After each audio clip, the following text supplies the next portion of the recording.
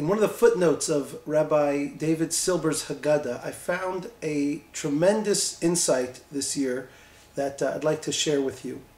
Rabbi Silber notes that there are two tochechot, two passages of rebuke in the Torah.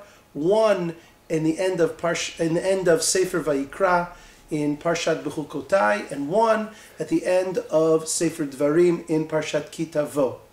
And of course, these two tochechot include all kinds of punishments that are in store for Am Yisrael if we don't follow God's commands and the instructions of the Torah.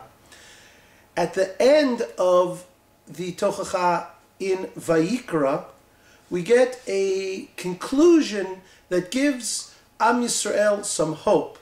God says there to Am Yisrael, "V'af gam zot biotam be'eretz oivechem lo me'astim v'lo ge'altim."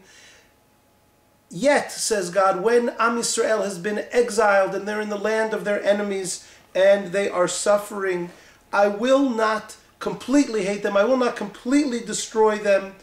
And then the passage goes on to say, "V'zacharti lehem brit rishonim," I will remember the earlier covenant, "Asher hotzeti otam me'eretz Mitzrayim," where I took them out of Egypt, etc., etc.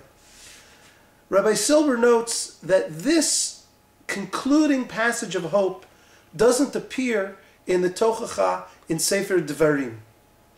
There, the terrible destruction and punishment and awful situation that Am Yisrael will meet in Galut is left just to stand, and then the Torah goes on. Rabbi Silber suggests that the reason for the difference between the Tochacha in Vayikra and the Tochacha in Dvarim has to do with the audience to whom the Torah is speaking. In Parshat Vayikra, we are still speaking to slaves. In Parshat Devarim, as Am Yisrael is on the verge of entering into the land of Israel, we're speaking to the next generation, the generation that didn't grow up as slaves.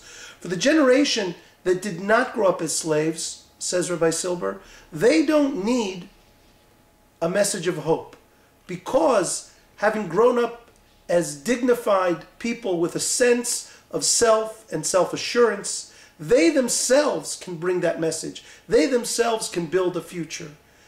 The slaves who left Egypt, they don't have this, and God has to tell them, don't worry.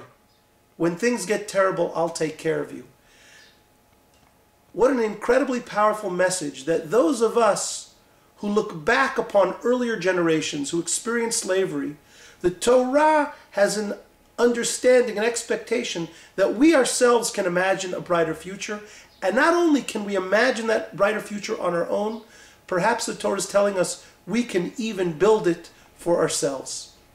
Chag Kasher v'Sameach.